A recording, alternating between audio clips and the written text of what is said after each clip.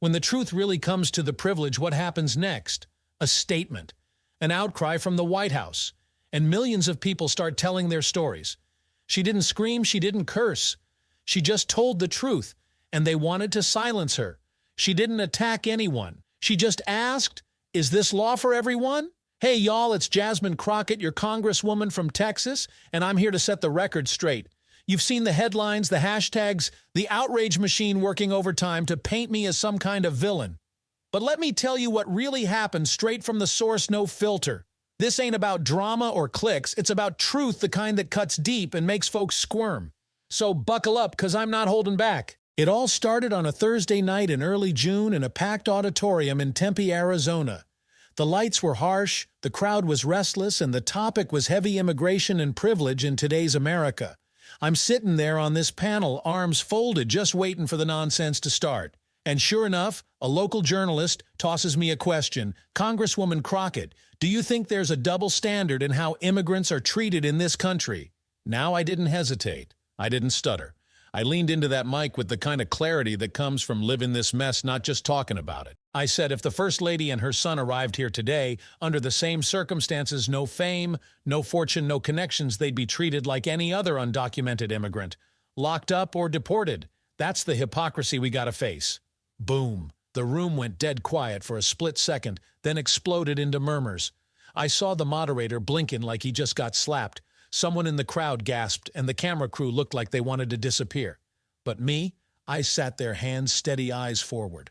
I meant every word. I wasn't throwing shade at anybody personal. I was holding up a mirror to a broken system. And apparently that mirror was too bright for some folks to handle. By the time the East Coast feed aired, clips of my comment were already blowing up on social media. TikTok had folks stitching it with their own immigrant stories. Hashtags like #SameRulesForAll were popping off, and by 11 p.m. that clip had over 3 million views. I'm proud of that, not because of the numbers, but because it meant people were listening. Meanwhile, I'm leaving the event with my assistant Rena, heading to a late-night diner. She slides into the booth across from me and says, "You know, you just lit a match, right?" I'm stirring my coffee, cool as ever. And I tell her, "Yeah, but it needed to be said." Rena's looking nervous, talking about backlash and threats, but I just nod. I've walked through storms before. This ain't my first rodeo. Now let's talk about the chaos I didn't see coming. Word got back to me that over at the White House, the former president was losing his mind watching my segment. Apparently, he was slouched in his chair, picking at meatloaf until my words hit the screen. Then he's up, face red, growling.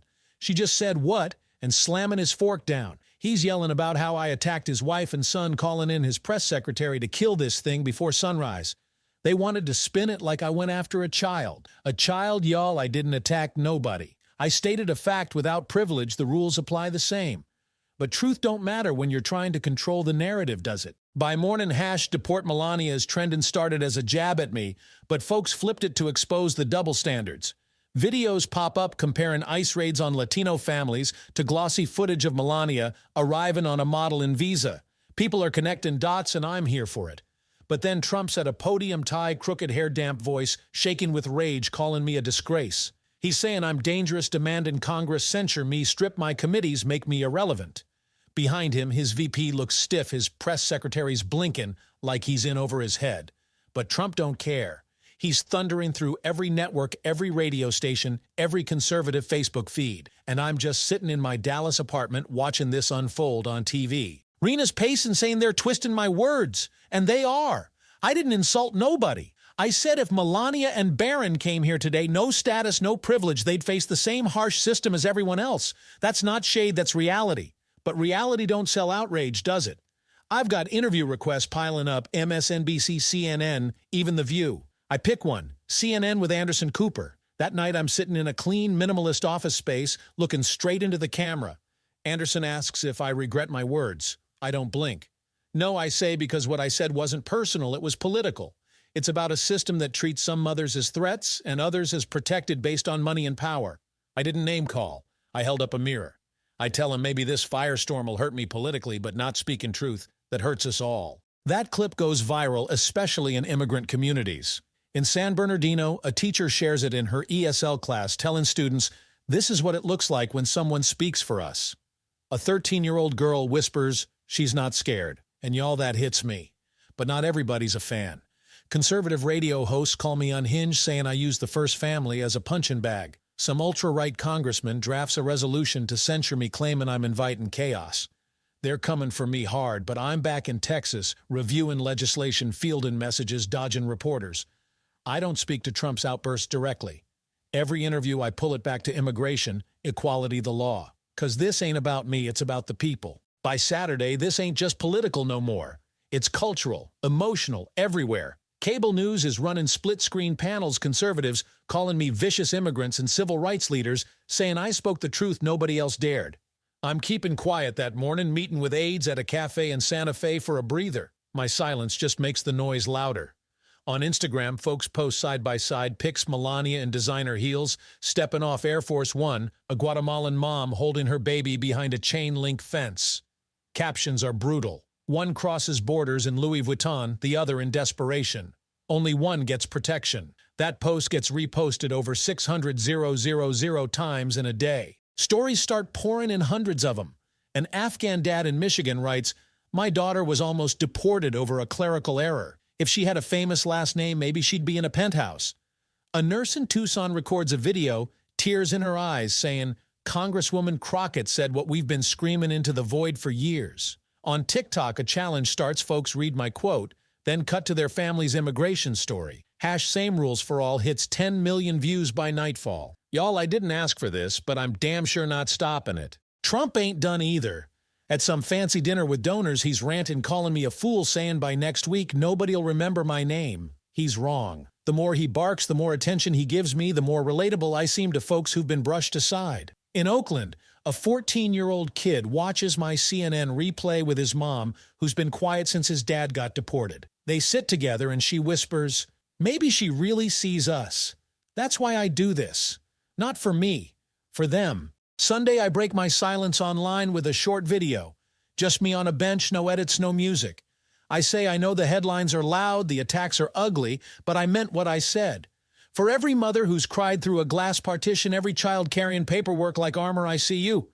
I stand with you. Under 2 minutes, 2.7 million views in 4 hours. But the backlash don't stop. Republicans call for an ethics review, claiming I broke decorum by mentioning the First Lady and her son. Except I didn't insult him.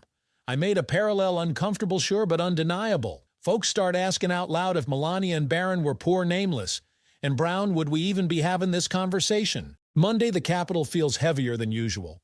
Whispers everywhere, my name on every tongue, some in admiration, some in anger. Congressman Earl Maddox files a censure motion 47 Republicans sign on, saying, "I crossed a sacred line by bringing family into the crossfire." I'm in my office door cracked reading constituent emails with Rena. Some are vicious death threats from dummy accounts with American flags in the bio. Rena asks if I want to forward them to Capitol Police. I say not yet. Save them. But there's also handwritten letters from Des Moines, El Paso, Yuma folks thanking me, immigrants, teachers, even a retired Border Patrol agent saying, "You said what I've wanted to for 20 years. Keep going." Then I'm invited to speak on the Capitol steps by immigration advocates. Thousands show up holding signs, "My mother could have been deported too." No podium, no teleprompter, just my voice in the wind. I say, I didn't speak to provoke a fight. I spoke truth, and truth makes powerful people uncomfortable. You can argue my tone, but you can't argue the fact that a brown mother crossing the border without status gets cuffs, while a white model gets citizenship and a platform. That ain't justice. That's branding. The crowd erupts, chanting "Same rules for all" inside the Capitol, though it's icy. A Democrat colleague tells me to dial it back, warns they want to bury me. I just ask, why does the truth scare him so much? He don't answer. The censure vote energizes my base. Donations triple in 3 days. Grassroots organizers use my speech as a rallying cry. Even Melania's team wants out. Leaked emails show she's asked not to be mentioned again, doesn't want more scrutiny on her immigration story. But Trump won't let it drop. At a rally, he's yelling about me attacking a teenage boy and his mom calling for my resignation. Some of his own folks start whispering, did she attack him or just point out what we all know? Meanwhile, I'm in Las Cruces, New Mexico, at a community center meeting privately with immigrant families. No cameras, just stories. Isela, a mom, shows me a photo of her sons, her husband deported over expired paperwork. She whispers, "If I had Melania's face, would he still be here?" Marta, a Serbian immigrant, got lucky with her status 'cause of her looks. She says, "I don't feel proud. I feel ashamed. A Ghanaian father and his daughter don't speak. Their mom's been missing since her asylum denial.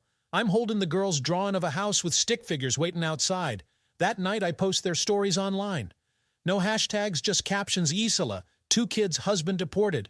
Marta visa overstay green card in 18 months.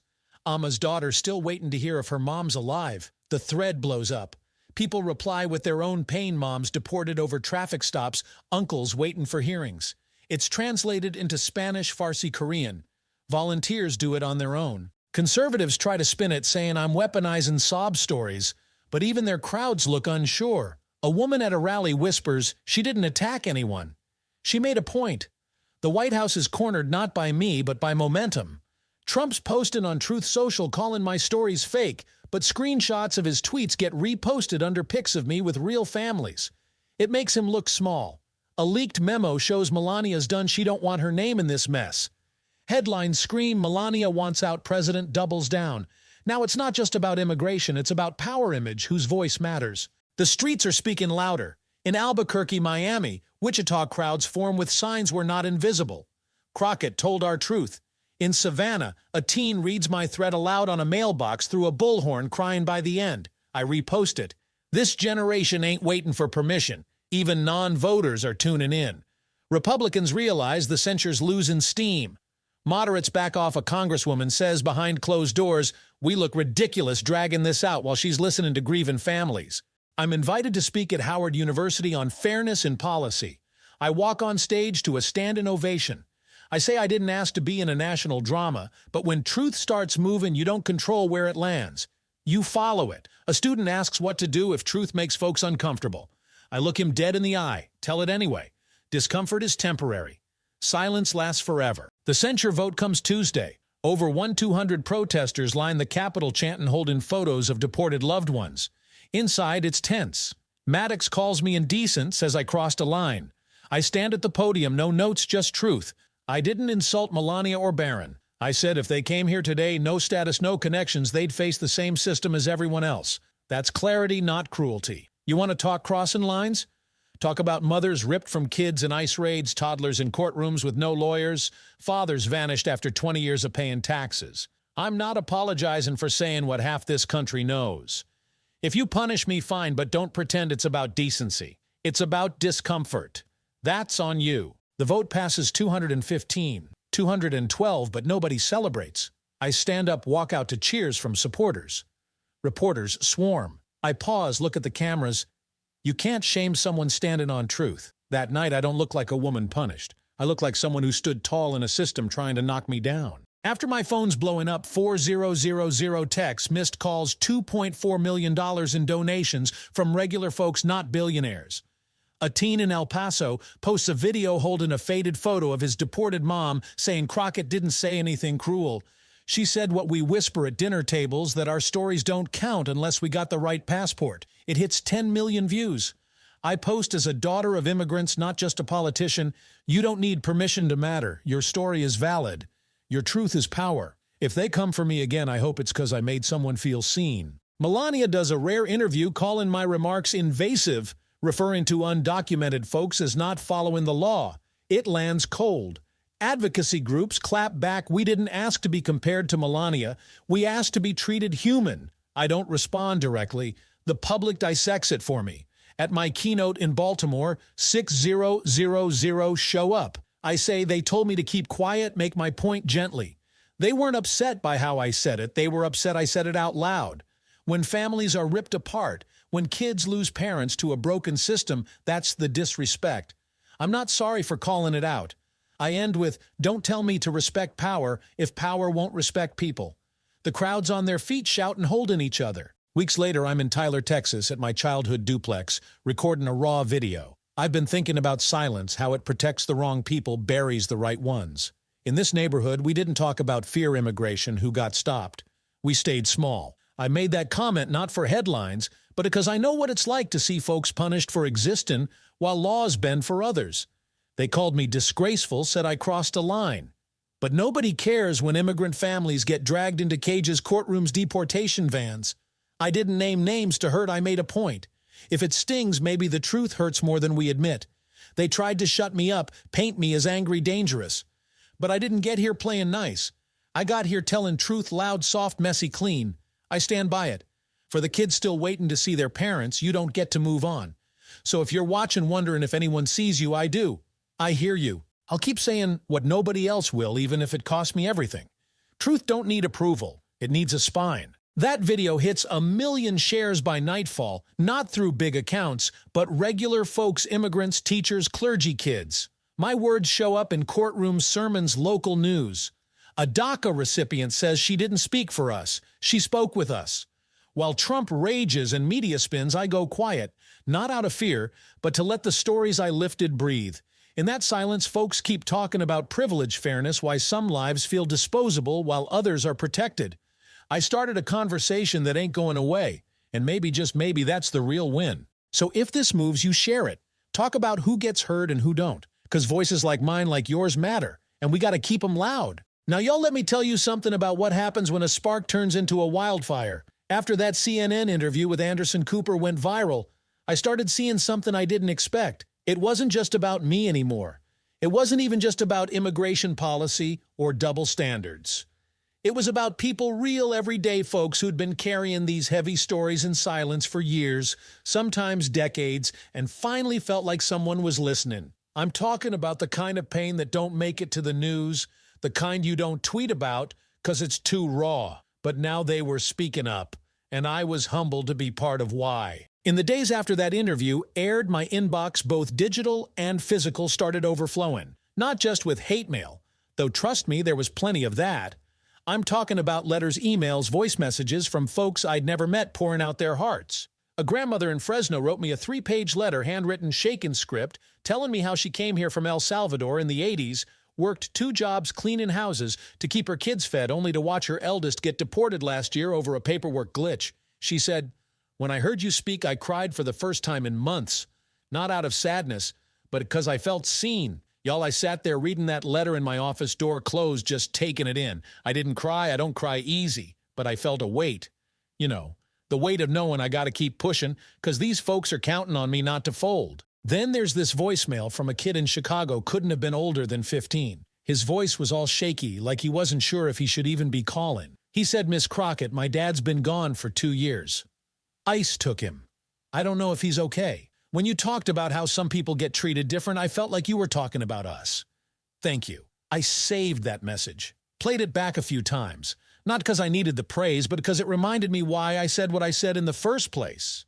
It ain't about me getting on TV or trending on Twitter. It's about kids like that knowing they ain't invisible. And it wasn't just individuals reaching out. Community groups, churches, even small-town libraries started inviting me to come speak. Not big fancy events, mind you, just local spots where folks gather to figure out how to survive this system. I couldn't make it to all of them, but I went to a few. One was a little community center in San Antonio, maybe 50 people crammed into a room with folding chairs and a busted AC unit. They had a projector set up playing my town hall clip on a loop before I got there. When I walked in, they didn't clap or cheer, they just looked at me like they were waiting to see if I was real. I sat down, no stage, no mic, and we just talked. A mom told me she hadn't seen her husband in 3 years after a raid at his job. A young man, barely 20, said he's a DACA recipient, but lives every day scared his status will get yanked. I didn't have solutions for him right then and there, but I listened. And sometimes, listening is the loudest thing you can do. Social media kept amplifying everything. I ain't one to scroll through TikTok all day, but Rena kept me updated. She'd come in phone in hand saying, "You gotta see this." There was a trend where folks, mostly young people, would read my quote from the town hall, then share a quick story about their family's immigration struggle. One girl, maybe 16 from Houston, read my line about locked up or deported, then cut to a photo of her uncle who'd been detained for 6 months over a minor traffic stop. Her caption, "This ain't hypothetical. This is my life." That video got over 1 million views in 24 hours. Another kid, a boy from Miami, did the same thing, but added, "If my mom had a modeling visa instead of a work visa, would she still be here?" I'm telling y'all, these kids are sharp. They get it. They're not just reacting, they're teaching the rest of us how to fight with truth. And it wasn't just online. In real life across the country, small protests started popping up. Not the big organized marches you see on CNN, but grassroots stuff, folks standing on street corners with handmade signs. In Tucson, a group of about 30 people, mostly families, stood outside a local ICE office holding posters that said, "Same rules for all, why not us in Raleigh." North Carolina, a church group set up a prayer vigil for separated families, and they quoted my words in their flyer. Rena showed me a photo of it, and I just shook my head, not out of disbelief, but out of awe. These folks weren't waiting for permission from Washington or anybody else. They were taking my words and making them their own, turning them into a call to action. But let me be real with y'all for a minute. This wasn't all feel-good moments and viral clips. The hate was real, too. I started getting more threats, emails, voicemails, even stuff sent to my office address. Some of it was just ugly, calling me names I won't repeat, but some of it was straight-up dangerous folks saying they knew where I lived, where my family was. Rena and my team wanted to get security involved right away, and I'll be honest, I thought about it. But I told them not yet. We document everything, but I ain't hiding. See, I grew up in a neighborhood where you don't back down just 'cause somebody's loud. You stand your ground, keep your head up, and keep moving. My grandma used to say, "Fear's a liar. Don't let it rent space in your head." So I didn't. But I ain't gonna lie, it weighed on me. Not for me, but for the folks around me who got to deal with this mess just 'cause they're tied to me. And then there's the political side of it. Inside the Capitol, the whispers were getting louder. Republican hardliners were pushing that censure motion like it was their life's mission. I'd walk into meeting rooms and folks, some of them my own party, would give me these looks like I'd stirred up trouble they didn't want to deal with. One Democratic colleague, who I won't name, pulled me aside in a hallway and said, "Jasmine, you got to think about the optics. You're making enemies you don't need." I looked at him calm as ever and said, "I didn't come here to make friends. I came to make change. If that's a problem, they can take it up with my constituents." He didn't have much to say after that. Truth is, I knew the heat was coming. I expected it. But I wasn't about to shrink myself to make them comfortable. Comfort ain't my job, justice is.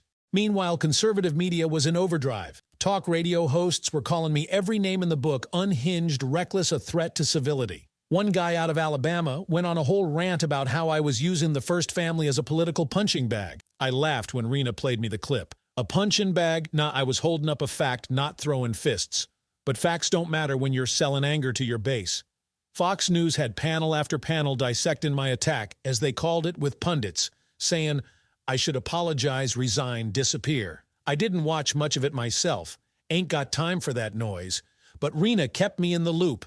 She'd say, "They're still at it, twisting everything." I'd just shrug. Let 'em twist. The people know what I said, and more importantly, they know why. But here's the flip side of all that noise. It only made the movement bigger. The more they raged, the more folks tuned in, not to them, but to the real stories.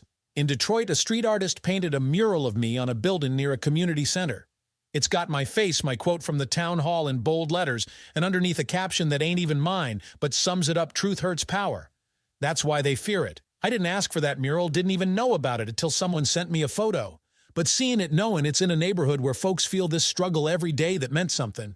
It meant my words weren't just floating in the air, they were landing where they mattered. And let me tell you about one more thing before I move on. I got a call from a teacher in a small town in Oklahoma, middle of nowhere, who said she played my CNN clip for her high school civics class. She told me these kids, they don't usually speak up. Half of them got family tied up in immigration cases, but they keep it quiet. After they heard you, one of my quietest students raised his hand and said, "If she can say it, maybe I can too." He told the class about his cousin getting deported last month. First time he ever shared it. Y'all, that's when I knew this wasn't just a moment. It was a shift in how folks, especially the young ones, see their own power. They're realizing they don't gotta hide their truth. And if I had a hand in that, then every threat, every attack, every censure motion is worth it. So yeah, the storm was raging. The White House was spinning their narrative, conservative media was frothing at the mouth, and political insiders were telling me to play it safe. But out there in the streets, in the classrooms, in the homes where folks are fighting to be seen, something else was happening.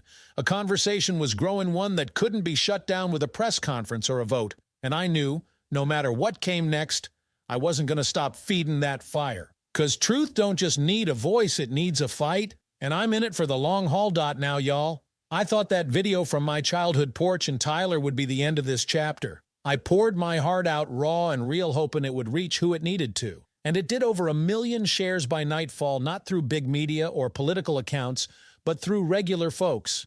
Immigrants, teachers, clergy, veterans, high schoolers, factory workers, people who'd never heard my name before that town hall. They were sharing it, talking about it, and making it their own. But let me tell you something, this wasn't the end.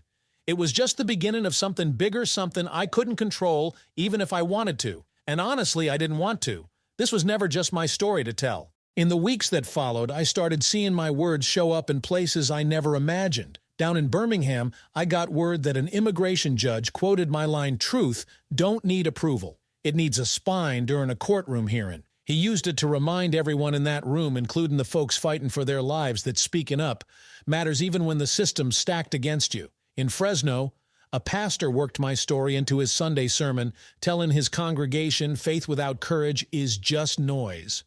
Look at what Congresswoman Crockett did. She stood in the fire and spoke for the voiceless.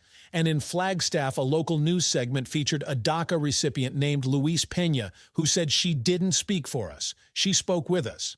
And that's rare. Y'all hearing that knowing my fight wasn't just mine anymore? It grounded me in a way I can't explain. But it wasn't just words echoing in courtrooms and churches. It was action. Across the country, folks started organizing in ways that blew my mind. Small community groups, ones that had been working in the shadows for years, began using my town hall clip as a rallying cry to push for local change.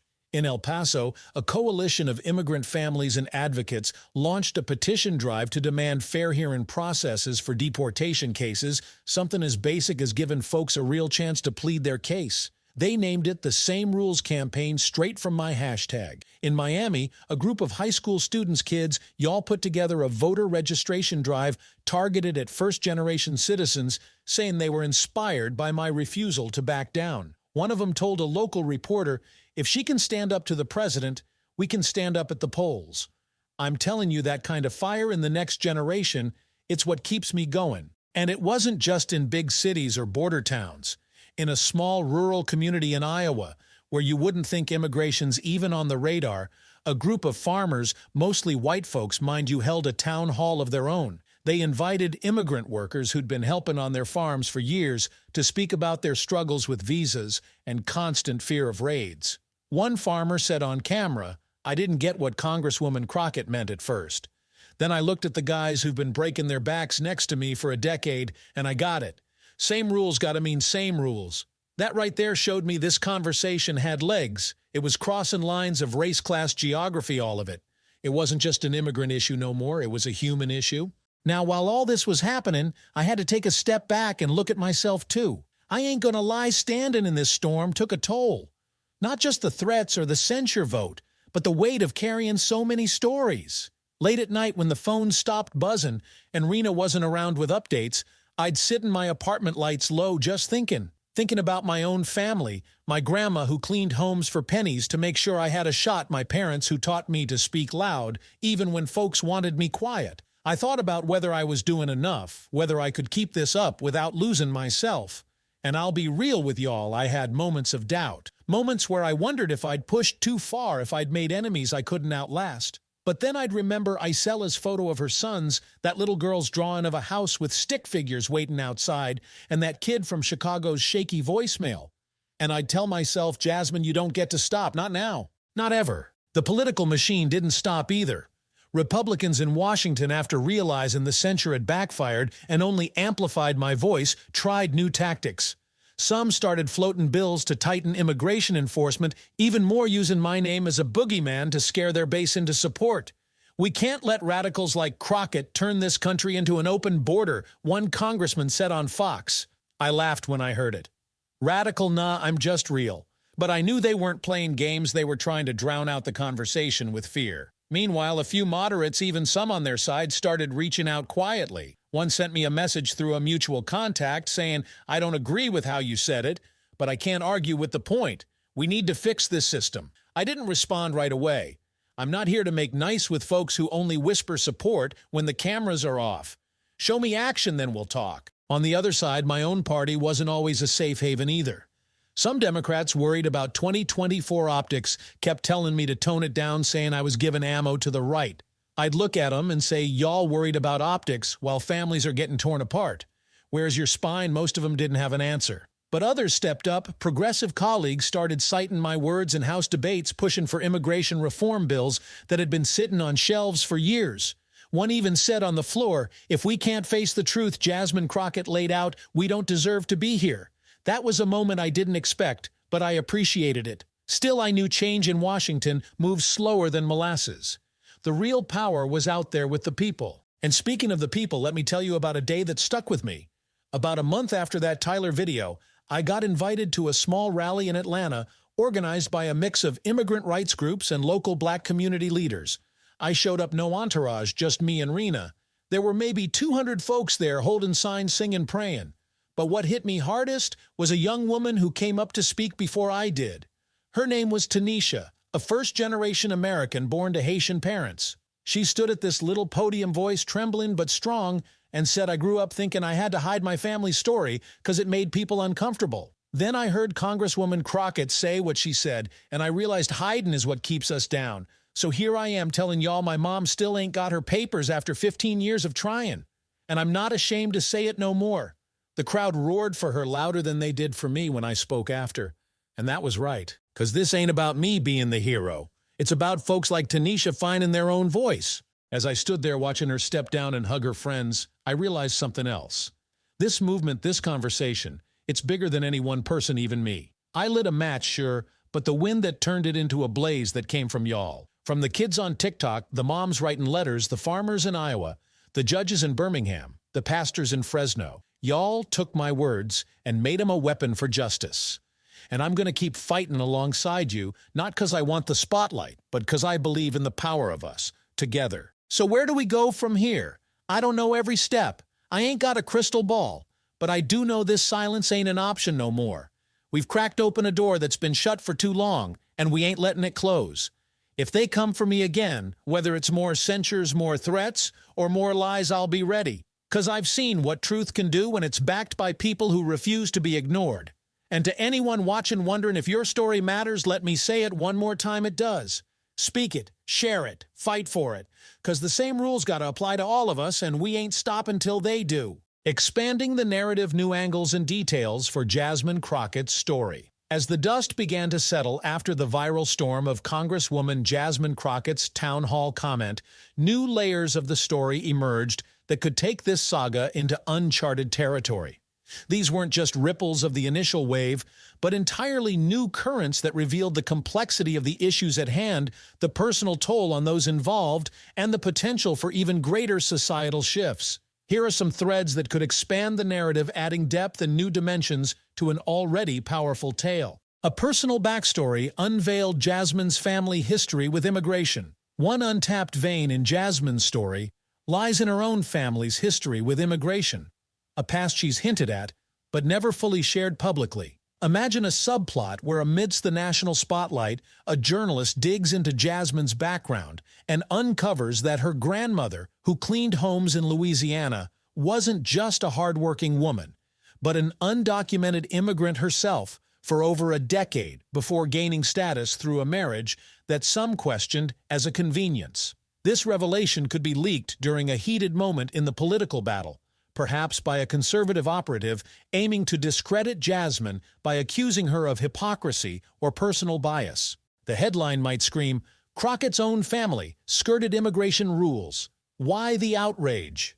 Now, but instead of shying away, Jasmine could seize this moment to go deeper, hosting a live town hall where she shares her grandmother's story, her fear of deportation while raising a family, the systemic barriers she faced, and the quiet resilience that shaped Jasmine's own fight. This could humanize her, further showing that her stance isn't just political, but deeply personal, rooted in a legacy of struggle.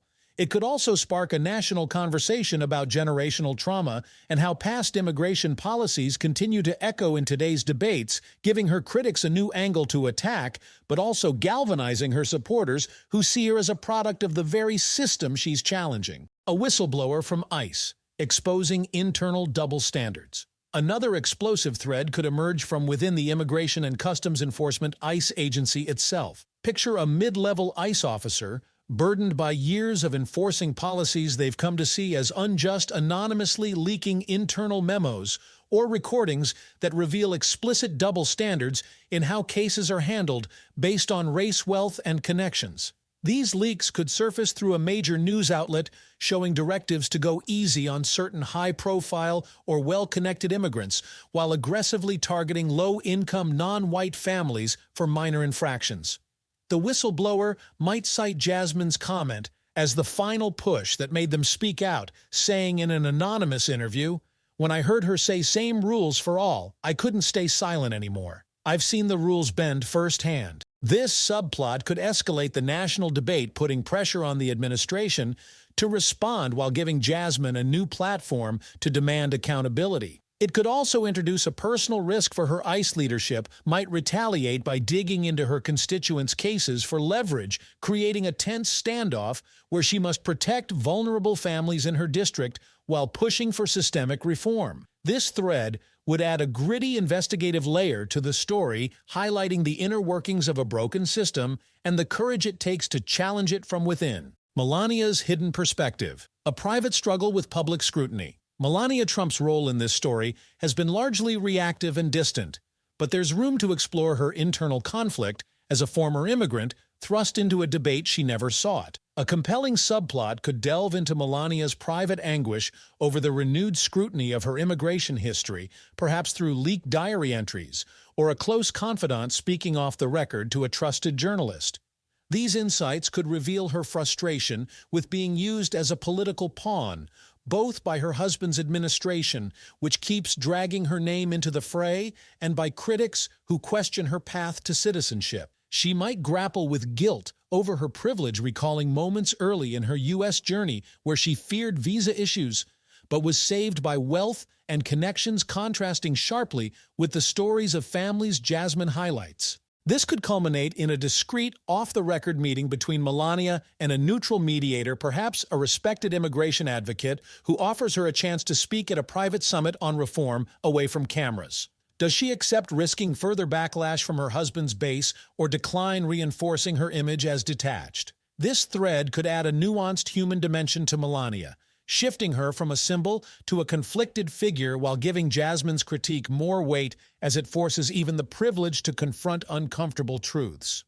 A grassroots leader rises. A new voice inspired by Jasmine. While Jasmine's words have inspired countless individuals, a specific character could emerge as a powerful secondary protagonist, a young undocumented activist named Carla Morales from San Diego, who transforms from a quiet community organizer into a national figure after Jasmine's town hall clip goes viral. Carla, in her early 20s, could be shown organizing small protests and mutual aid networks for immigrant families, but it's Jasmine's unapologetic truth that pushes her to take bigger risks. She might start a national Same Rules caravan, a cross-country journey of immigrant families and allies sharing their stories in every state, live-streamed for millions to see. Carla's journey could intersect with Jasmine's when they meet at a rally in Texas, where Carla challenges Jasmine to push harder for legislative change, saying, "Your words lit the fire, but we need laws to keep it burning." This relationship could introduce tension, Jasmine bound by Washington's slow grind struggles to meet Carla's urgent demands, revealing the limits of political power versus grassroots action. Carla's story could also face tragedy, such as an ICE raid targeting her family mid-caravan, testing her resolve and forcing Jasmine to confront the real-time consequences of her advocacy. This thread would expand the narrative's scope, showing how one voice can ignite a movement while exploring the friction between inspiration and implementation. A tech angle. Social media as a double-edged sword. The role of social media in amplifying Jasmine's message is already central, but a deeper dive could explore its darker side and potential for manipulation. Imagine a subplot where a shadowy tech firm hired by political operatives opposed to Jasmine begins a coordinated disinformation campaign to discredit her. They flood platforms with fake accounts and doctored videos suggesting she's profiting off the immigrant cause or fabricating stories for clout. At the same time, genuine supporters face online harassment with doxing and threats, silencing some of the most vocal TikTok creators sharing their family stories. This could lead to a pivotal moment where Jasmine partners with ethical hackers and digital activists to expose the campaign, hosting a press conference that not only clears her name, but also highlights the weaponization of tech against marginalized voices.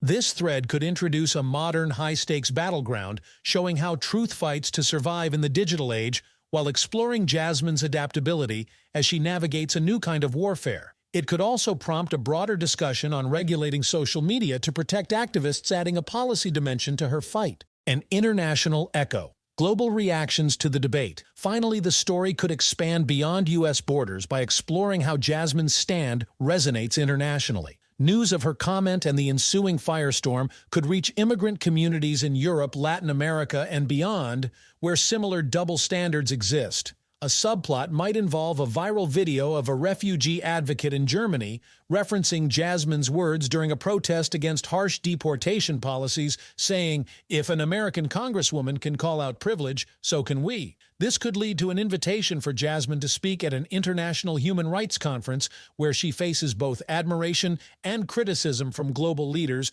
who see her as either a beacon or a disruptor. Her speech could draw parallels between U.S. policies and those abroad urging a unified push for equitable migration laws, but it might also provoke backlash from U.S. nationalists accusing her of meddling in foreign affairs.